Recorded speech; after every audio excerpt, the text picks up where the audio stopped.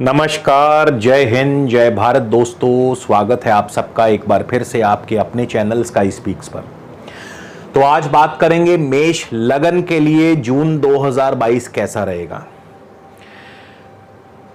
आपकी सेहत, स्वास्थ्य, आपकी नौकरी, कारोबार, आपकी आर्थिक स्थिति, आपका दाम्पत्य, आपकी संतान, शिक्षा, इन सभी विषयों पर हम बारी बारी से चर्चा करेंगे। इस महीने कौन कौन से विशेष योग बनने जा रहे हैं, उनके क्या फल प्राप्त होंगे और साथ ही साथ इस महीने के विशेष उपाय पर भी हम चर्चा करेंगे।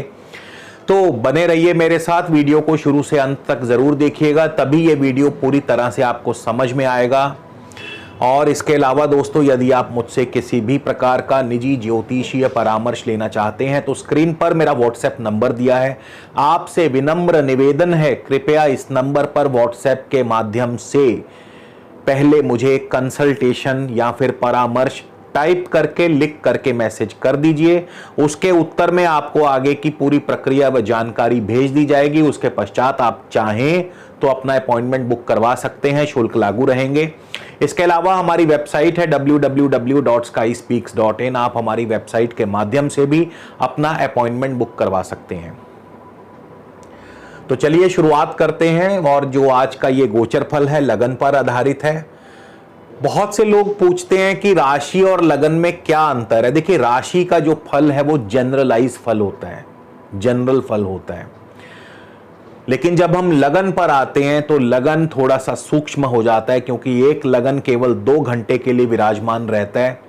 और इसके अलावा लगन से जब हम बात करते हैं दशा अंतर दशा की, तो आप चाहे एक ही लगन में कितने ही व्यक्ति पैदा हुए हों, लाखों, सैकड़ों, करोड़ों व्यक्ति जो हैं एक ही लगन में पैदा होने के बावजूद सबकी दशा अंतरदशा अलग अलग चल रही होती है।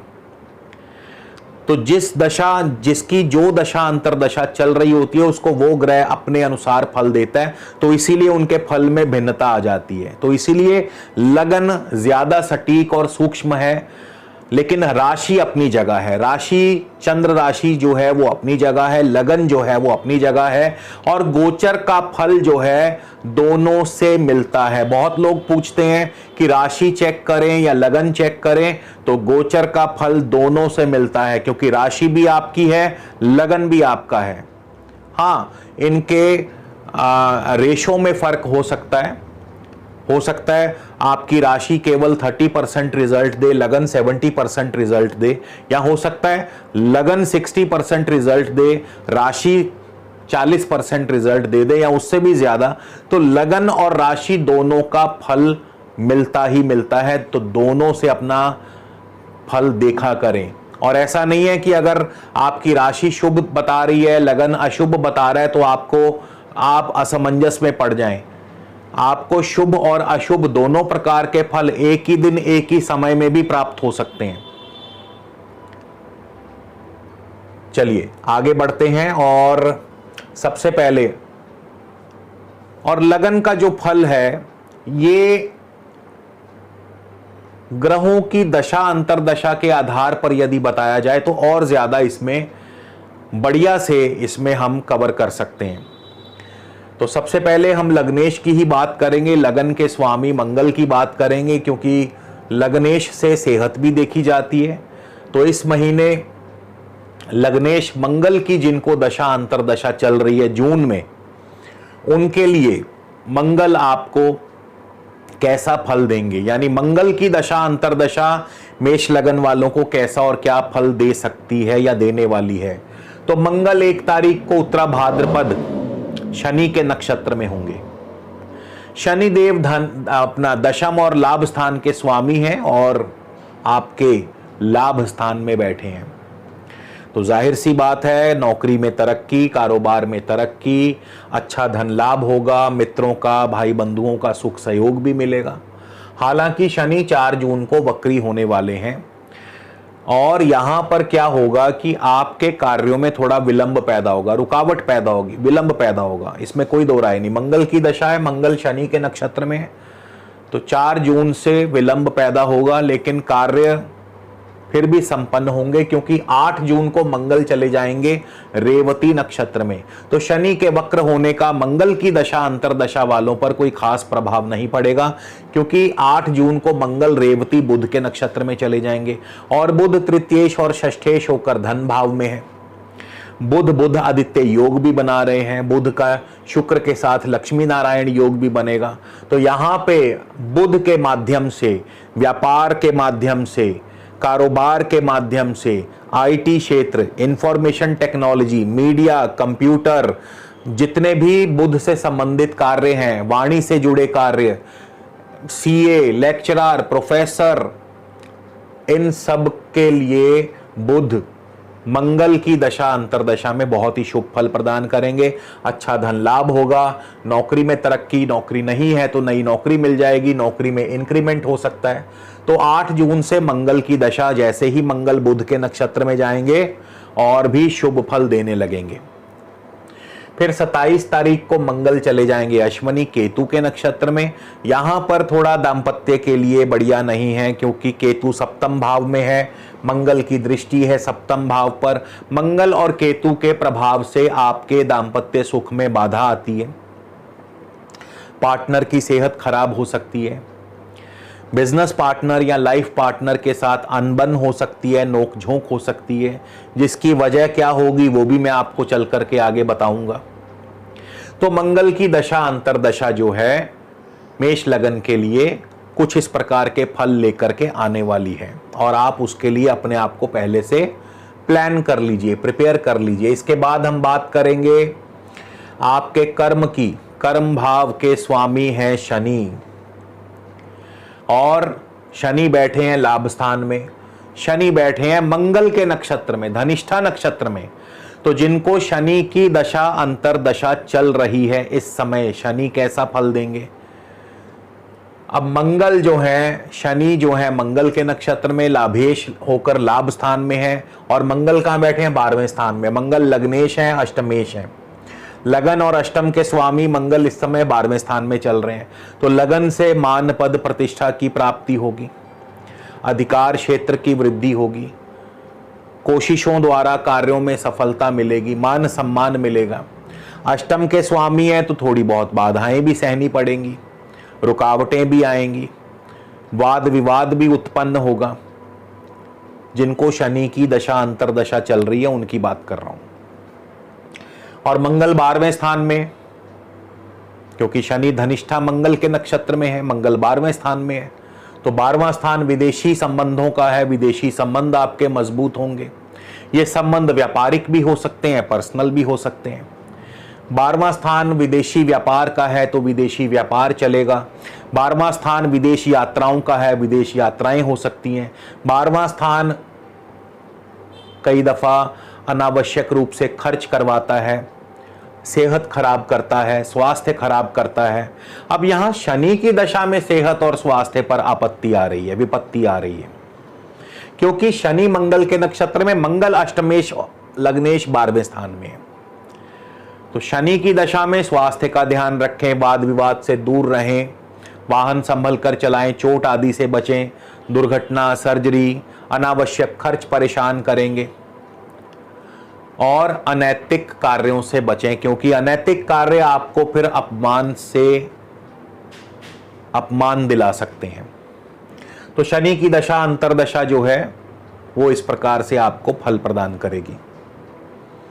इसके बाद आर्थिक स्थिति, धन स्थिति की बात कर लें तो लाभेश शनि है, शनि की हम ऑलरेडी बात कर ही चुके हैं। तो धनेश शुक्र हैं, शुक्र की बात कर ली जाए कि आपको शुक्र कैसा और क्या फल दे सकते हैं। देखिए, शुक्र 1 तारीख को अश्विनी यानी केतु के ही नक्षत्र में होंगे, केतु सप्तम भाव में है। अब देखिए, शुक्र राहु के साथ हैं, शुक्र केतु के नक्षत्र में, केतु सप्तम भाव में, मंगल की दृष्टि। अब यहां पे क्या करना है, आपको अपने दाम्पत्य में सुधार के लिए अनैतिक कार्यों से बचना है, क्योंकि अब दाम्पत्य में शुक्र की वजह से, जिनको शुक्र की दशा अंतरदशा चल रही उनकी बात कर रहा हूं, दाम्पत्य में दिक्कतें पैदा होंगी, आपस में कलह कलेश, तनाव, अनबन, नोक झोंक, और उसकी मुख्य वजह होगी आपका चलन, आपका चरित्र, क्योंकि शुक्र राहु के साथ बैठे हैं जो कि चरित्र से भटका देते हैं। फिर 4 तारीख को शुक्र अपने नक्षत्र में आ जाएंगे, स्वयं के नक्षत्र में होंगे। धनेश और सप्तमेश शुक्र अपने नक्षत्र में राहु के साथ बैठे हैं, तो यहां तो और ज्यादा सावधान हो जाइए। हालांकि धन आएगा, व्यापार भी चलेगा, सब कुछ ठीक रहेगा, लेकिन दाम्पत्य में कड़वाहट पैदा करते हैं, दाम्पत्य के लिए बढ़िया नहीं है। और वो कड़वाहट की वजह होगी आपके बाहरी संबंध, आपका चरित्र। उसके बाद 15 जून को शुक्र चले जाएंगे कृतिका यानी सूर्य के नक्षत्र में। सूर्य पंचमेश हैं और तृतीय भाव में उस समय विराजमान होंगे। तो क्या होगा, संतान की तरफ से संतान की तरक्की, संतान की उन्नति, कोशिशों द्वारा कार्यों में सफलता, शेयर मार्केट से लाभ, लेकिन लव लाइफ से, लव लाइफ भी चलेगी आपकी, और ये लव लाइफ आपके लिए जी का जंजाल भी बन सकती है, आपके चारित्रिक पतन का कारण बन सकती है, आपको अपयश का भागीदार बना सकती है।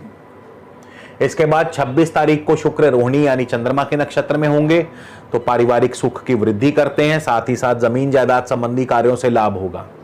तो शुक्र की दशा अंतरदशा कुछ इस प्रकार से फल प्रदान करेगी। इसके बाद दाम्पत्य की बात करें, उसके लिए भी शुक्र जिम्मेदार हैं, तो शुक्र की बात हम कर चुके हैं। अब हम बात करेंगे लगन में बैठे राहु की। राहु आपको कैसा फल प्रदान करेंगे, तो जिनको भी राहु की दशा अंतरदशा चल रही है उनके लिए राहु क्या फल लेकर के आए हैं। तो राहु आपके लगन में ही बैठे हैं, मंगल की राशि में, मंगल लग्नेश अष्टमेश होकर 12वें स्थान में है। सेहत का ध्यान रखें, सेहत पर खर्च होगा, स्वास्थ्य पर खर्च होगा। राहु की दशा में राहु सेहत और स्वास्थ्य को बिगाड़ते हैं।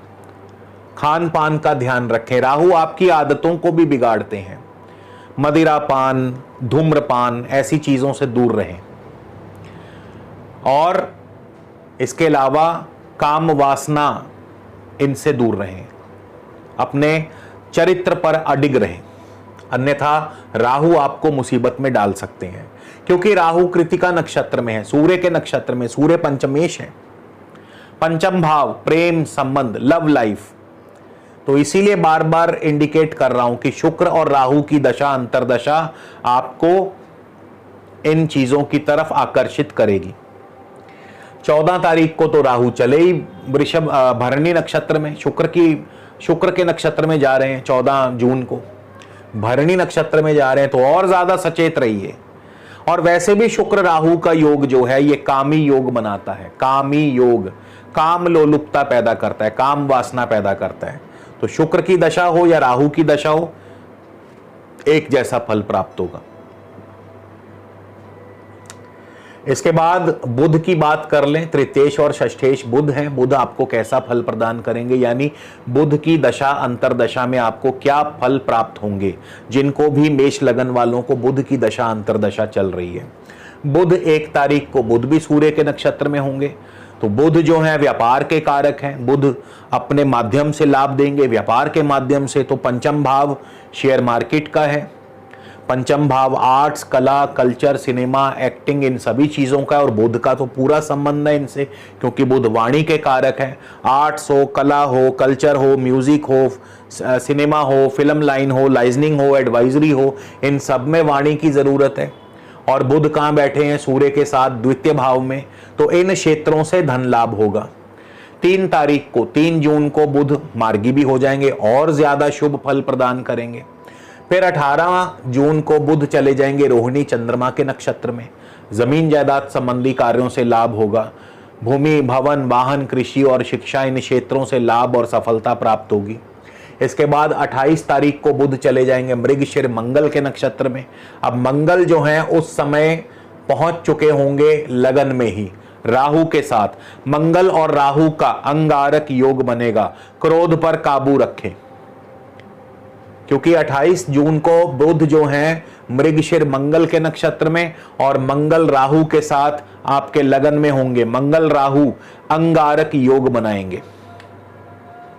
गुस्से पर काबू रखें, क्रोध पर काबू रखें, अन्यथा आप स्वयं अपने नुकसान के जिम्मेदार होंगे। सूर्य की बात कर लें, सूर्य की दशा अंतरदशा, सूर्य पंचमेश हैं, संतान भाव के स्वामी हैं, पंचम भाव के स्वामी हैं। तो सूर्य की दशा अंतरदशा आपको कैसा और क्या फल प्रदान करेगी? 1 जून को सूर्य होंगे रोहिणी यानी चंद्रमा के नक्षत्र में। संतान पक्ष की तरफ से कोई ना कोई चिंता परेशानी का कारण जरूर बनेगा, लेकिन जमीन जायदाद से लाभ होगा। 8 जून को सूर्य चले जाएंगे मृगशिर मंगल के नक्षत्र में। खर्च बढ़ेंगे, सेहत और स्वास्थ्य का ध्यान रखना होगा। अनावश्यक खर्च आपको परेशान करेंगे, वाद विवाद से आपको दूर रहना होगा। फिर 22 तारीख को सूर्य आर्द्रा यानी राहु के नक्षत्र में चले जाएंगे और राहु लगन में शुक्र के साथ बैठे हैं, मंगल की राशि में बैठे हैं। तो यहाँ पे राहु सेहत और स्वास्थ्य पर भी बुरा प्रभाव डालते हैं और सूर्य जब राहु के नक्षत्र में जाएंगे सेहत स्वास्थ्य खराब होगा, आपके मान सम्मान को ठेस लग सकती है, सरकारी कार्यों में बाधा विघ्न आ सकता है, आपको अपने अपयश का जो है सामना करना पड़ सकता है, क्योंकि राहु शुक्र के साथ लगन में है।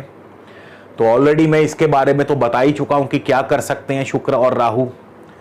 तो सूर्य की दशा अंतरदशा जो है आपको कुछ इस प्रकार से फल देने वाली है। केतु की बात कर लें, केतु आपके सप्तम भाव में है, मंगल की दृष्टि है सप्तम भाव पर, दाम्पत्य के लिए बिल्कुल बढ़िया नहीं है। केतु शुक्र की ही राशि में है, तो शुक्र भी द्वितीयेश और सप्तमेश होकर राहु के साथ बैठे हैं, लगन में ही बैठे हैं, जो कि आपकी अपनी सेहत के लिए भी बढ़िया नहीं है, आपके जीवन साथी की सेहत पर भी प्रतिकूल प्रभाव डालते हैं, दाम्पत्य पर भी इसका बुरा असर पड़ेगा। केतु विशाखा यानी गुरु के नक्षत्र में है और गुरु 12वें स्थान में है। हाँ, विशाखा नक्षत्र में है, 12वें स्थान में है। अब देखिए 12वां स्थान विदेशी संबंधों का है, बाहरी संबंधों का है। तो जहां तो पर्सनल बात आ जाती है तो विदेशी संबंधों की वजह से दाम्पत्य में कड़वाहट आएगी, लेकिन जहां बिजनेस की बात आ जाती है तो विदेशी संबंधों की वजह से बिजनेस अच्छा चलेगा, यानी इंपोर्ट एक्सपोर्ट बढ़िया चलेगा। विदेश यात्रा भी हो सकती है, विदेश गमन, विदेश में सेटलमेंट भी हो सकती है। तो केतु इस प्रकार से फल देंगे। बृहस्पति की ही बात कर लें, भाग्य स्वामी है, भाग्य के स्वामी है, द्वादश भाव में अपनी राशि में है और उत्तरा भाद्रपद शनि के नक्षत्र में। तो जिनको गुरु की दशा अंतरदशा चल रही है उनके लिए गुरु बहुत ही शुभ फल देने वाले हैं, बहुत बढ़िया फल, जब तक गुरु वक्र नहीं हो जाते, क्योंकि गुरु भी जुलाई में वक्री होने वाले हैं, जैसा कि मेरी याददाश्त है। गुरु होंगे, जी हाँ, 28 जुलाई को गुरु वक्र होने वाले हैं। खैर वो अगले महीने की बात है। तो जून के महीने में गुरु की दशा अंतरदशा बहुत ही शुभ फल प्रदान करेगी, क्योंकि शनि की नक्षत्र में है। हालांकि शनि 4 जून को वक्र हो जाएंगे, शनि 4 जून को वक्र हो जाएंगे, थोड़ा सा विलंब जरूर आएगा, लेकिन जब तक गुरु भी वक्र नहीं होते तब तक उतनी चिंता की बात नहीं। तो क्या होगा, अच्छा धन लाभ होगा, कारोबार भी ठीक ठाक चलेगा, रुक रुक कर ही सही लेकिन चलेगा, और रुक रुक करके ही सही लेकिन धन आएगा। तो गुरु की दशा अंतरदशा आपके लिए शुभ रहेगी।